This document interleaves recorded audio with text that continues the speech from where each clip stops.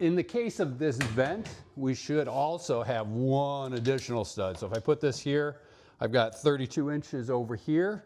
So if I look up, there should be a stud right in here. So let's check that out first.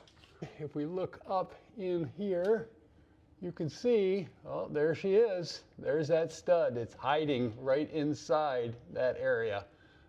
All right, so let's go ahead with step one. I've got everything lined up. I've got a mark indicated on here where my stud is. I'm gonna make sure, I'm gonna drill a hole. Pre-drilling into there, I've got it on the first try. Now we're gonna be using, obviously, some lag bolts. We're gonna mount the bracket on there, and we're gonna use that ratchet right now as well. So we'll get that started. Okay, so now I don't have this completely tight. We don't wanna do that yet. But what I do want to do is put my level on here. I want to make sure I'm plumb. So I've got it in between the lines, the bubble that is. And I'm going to mark this off. So now I can pre-drill again.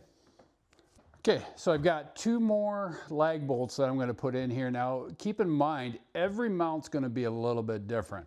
You may not all be the same, so make sure you read the instructions that came with your mount and do it right. You don't want this TV falling and hurting anybody.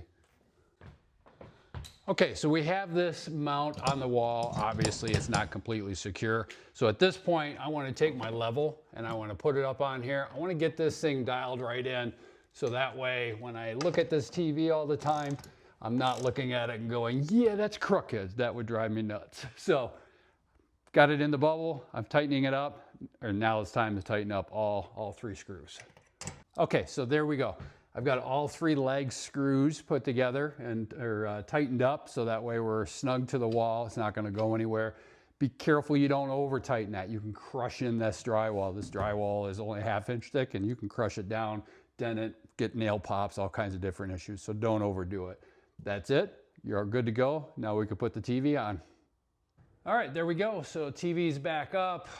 Didn't really go through the details of that because, again, every mount's going to be a little bit different. So consult your manual, your instruction sheet. I'm going to have to deal with this a little bit later. Some cable management. I'm not going to like the look at that. So I'm going to do something with that later, but maybe we'll make another video on that in the future. So anyways, what do you think? Helpful? Any other suggestions? Anything I missed? Obviously, lots of different ways to do it. Would love to hear from you.